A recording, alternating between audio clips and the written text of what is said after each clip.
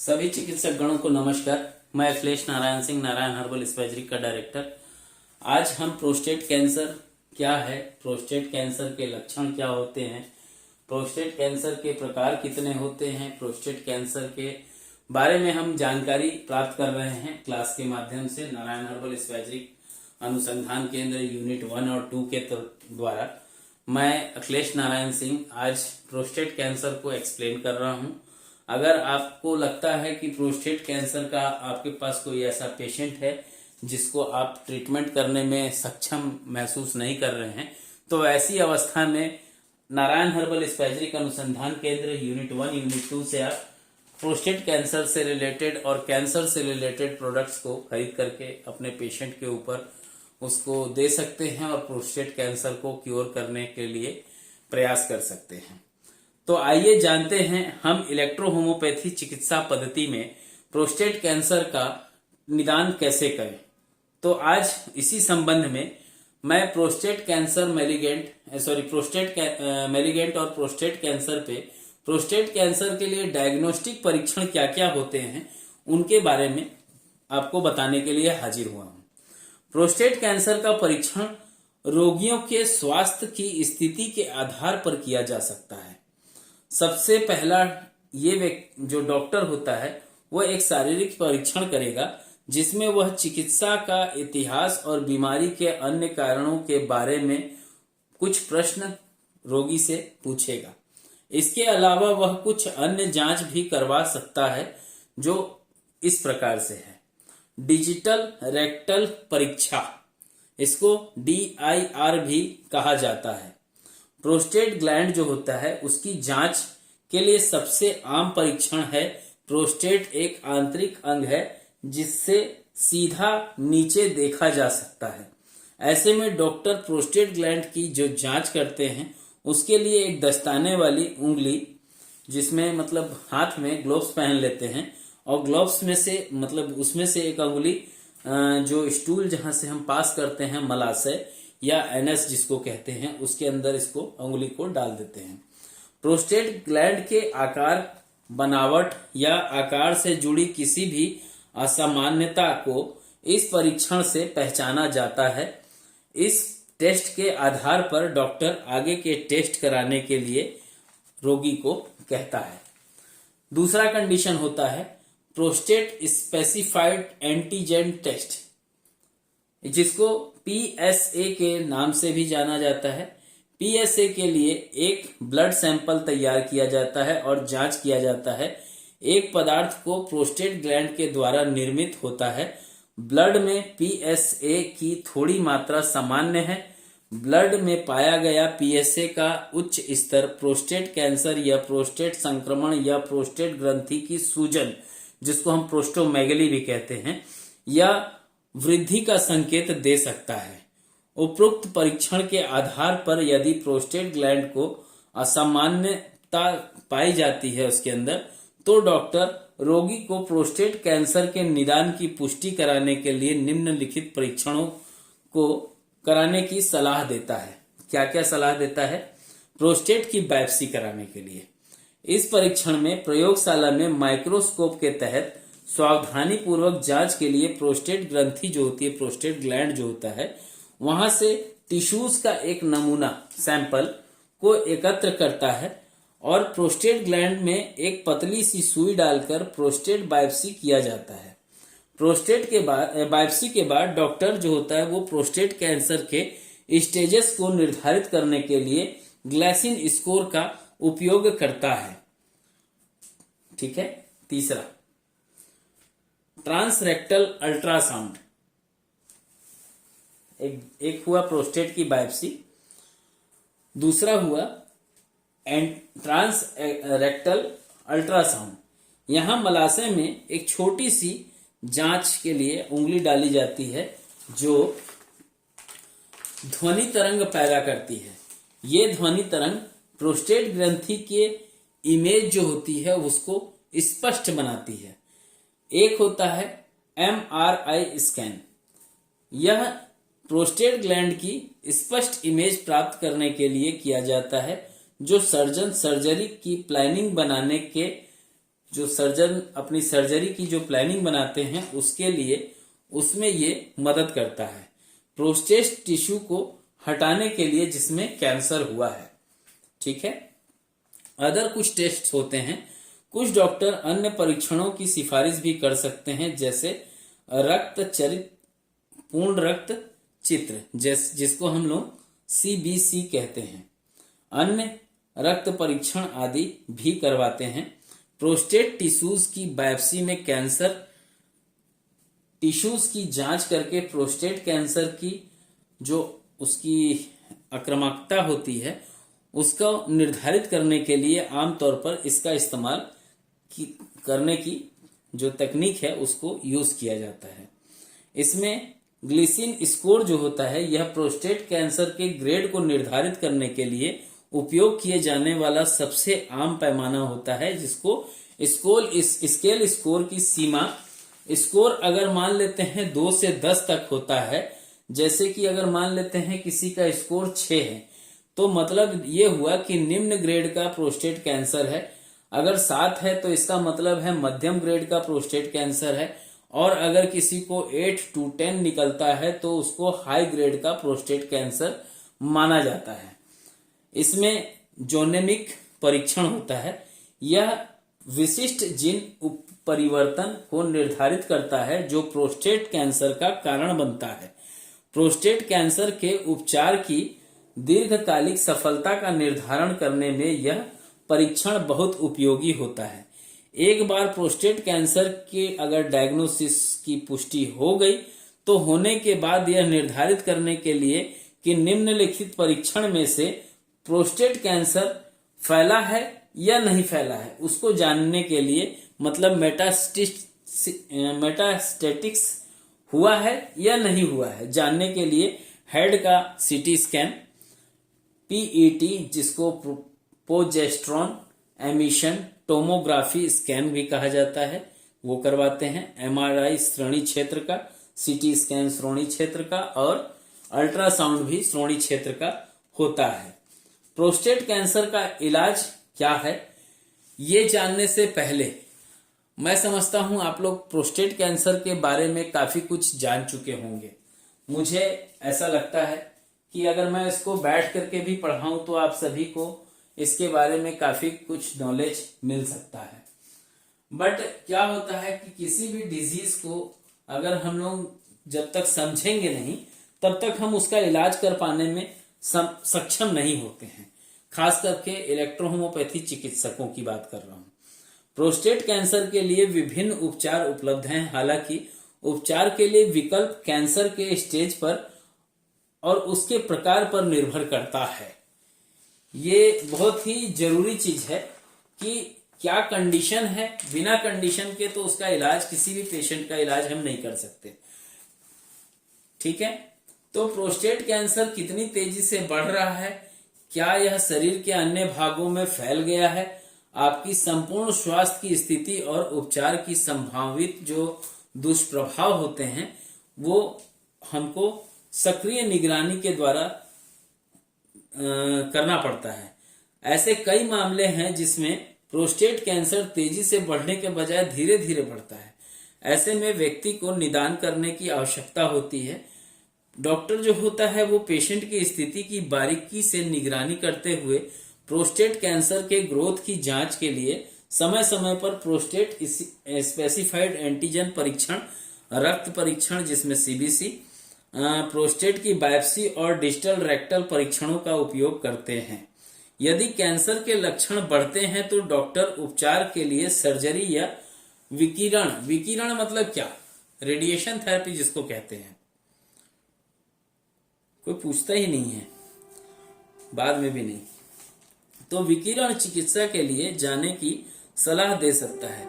निम्न ग्रेड के जो प्रोस्टेट कैंसर होते हैं उन रोगियों में यह उपचार की पद्धति, या यदि कैंसर के हल्के लक्षण या बहुत धीरे धीरे बढ़ते हैं तो साथ ही यह कैंसर जो है ये क्या ओल्ड एज में हुआ है रोगियों को या अन्य चिकित्सकीय स्थिति वाले रोगियों के लिए पसंद का उपचार है जो कि प्रोस्टेट सर्जरी से नहीं गुजर सकते, उनको इलेक्ट्रोहोम्योपैथी से प्रोस्टेट कैंसर का ट्रीटमेंट लेना चाहिए जिसमें कॉम्प्लिकेशंस कम आती हैं।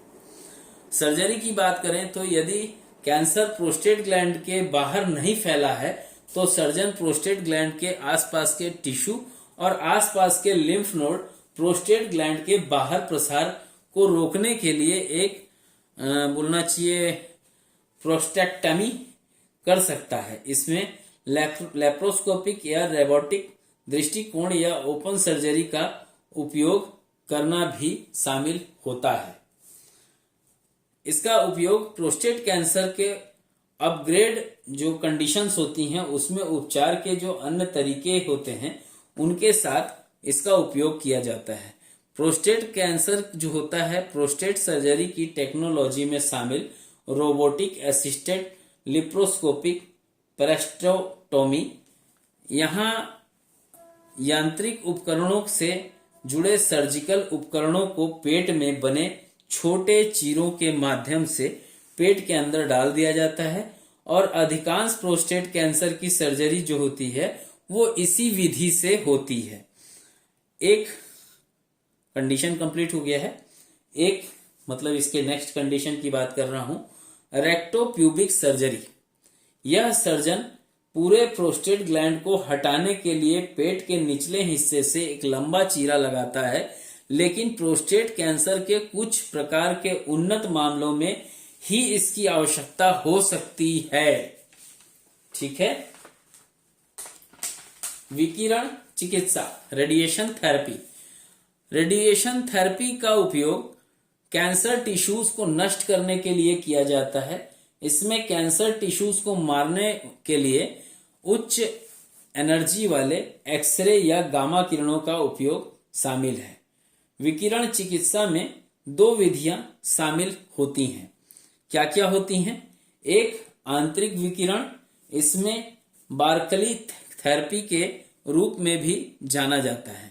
इस विधि में छोटे आकार के विकिरण बीज प्रोस्टेट टिश्यू के अंदर रखे जाते हैं जो लंबे समय तक कैंसर के टिश्यू को कम खुराक विकिरण प्रदान करते हैं। इससे उपयोग निम्न ग्रेड के प्रोस्टेट कैंसर के लिए भी किया जाता है जो प्रोस्टेट ग्लैंड तक ही सीमित होते हैं। बाहरी विकिरण, एक हुआ इंटरनल, एक हुआ एक्सटर्नल। ठीक है। तो एक्सटर्नल में क्या होता है, यहाँ उच्च शक्ति वाले विकिरण बीम को शरीर के चारों ओर या बाहर जो मशीन होता है उसके बाहर की ओर को घुमा करके प्रोस्टेट कैंसर पर निर्देशित किया जाता है। इसके अलावा प्रोस्टेट कैंसर के इलाज के लिए भी इसका उपयोग किया जाता है जो प्रोस्टेट ग्लैंड तक ही सीमित होते हैं या प्रोस्टेट ग्लैंड की सर्जरी में हटाने के लिए किया जाता है। इसमें कुछ थेरेपीज और होती हैं जैसे एब्लेशन थेरेपी। एब्लेशन थेरेपी जो होता है यहाँ कैंसर के ऊतकों को गर्मी या ठंड विधि से नष्ट करने की जो मेथड होता है, उस जो थेरेपी होती है उसको एब्लेशन थेरेपी कहते हैं। इसमें एक कंडीशन होती है हीट एब्लेशन विधि। यह प्रोस्टेट टिश्यू पर अल्ट्रासाउंड एनर्जी को केंद्रित करने के लिए उच्च तीव्रता केंद्रित अल्ट्रासाउंड जिसको हम लोग HIFU का उपयोग HIFU के नाम से जानते हैं, इसका उपयोग किया जाता है। यह इससे गर्म करता है और कैंसर के टिश्यूज को नष्ट कर देता है। इसके अलावा में एक एब्लेशन और होता है जिसको हम लोग कहते हैं फ्रीजिंग एब्लेशन विधि। प्रोस्टेट कैंसर के लिए कायरोथेरेपी या कायरो एब्लेशन एक ऐसी विधि है जिसमें बहुत ठंडी गैस डाली जाती है और फिर कैंसर के ऊतकों को पिघलाया जाता है। ठंड और विगलन के ये वैकल्पिक चक्र प्रोस्टेट कैंसर की टिश्यूज को मारता है।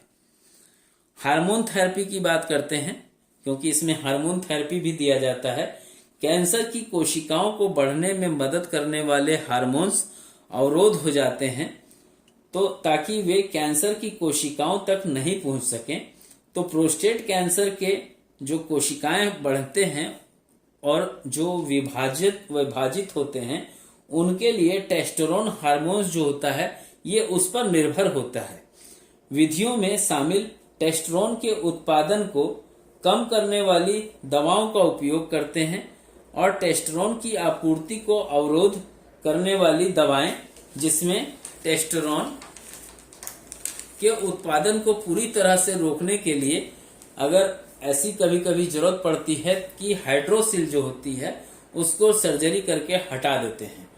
इस प्रकार जो होता है, तो इस पद्धति का उपयोग प्रोस्टेट कैंसर के हाई डिफेंसिस, जो हाई मतलब हायर कंडीशन जो हो चुकी होगी, वैसे कंडीशन या एडवांस मामलों में इलाज के लिए कैंसर के आकार को कम करने के लिए किया जाता है और रेडिएशन थेरेपी से पहले इसका उपयोग किया जाता है।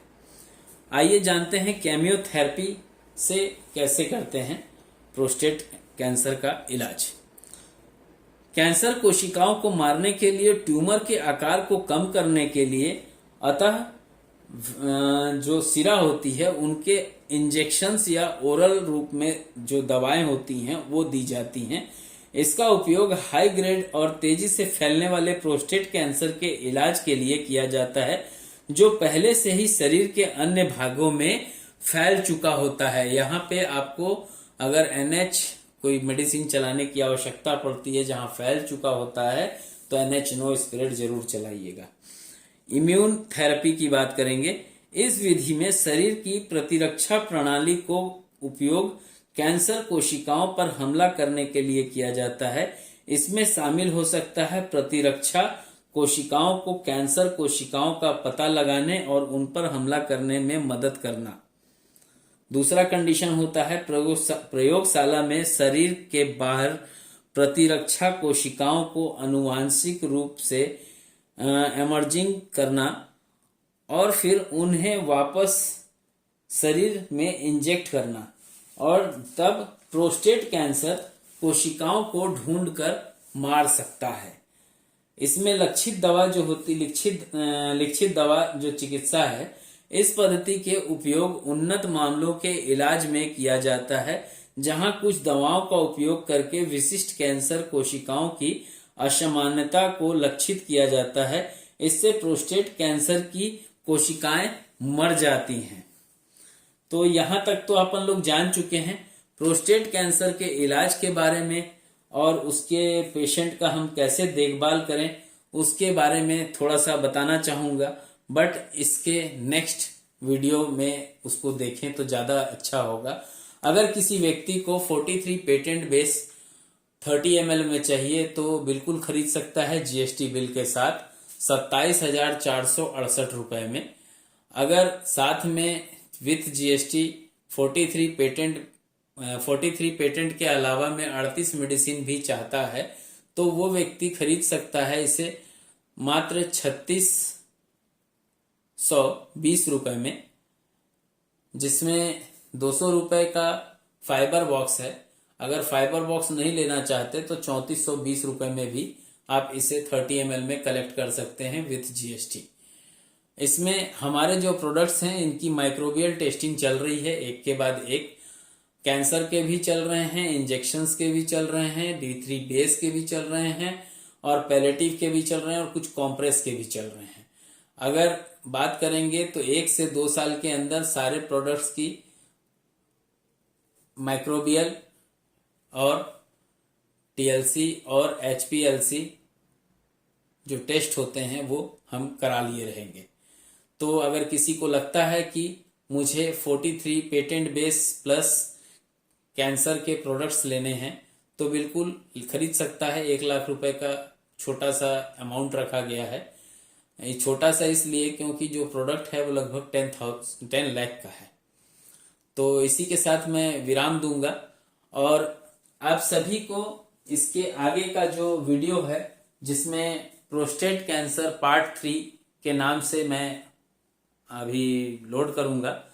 बट आप सभी को जय मेटी जी, जय इलेक्ट्रो होम्योपैथी।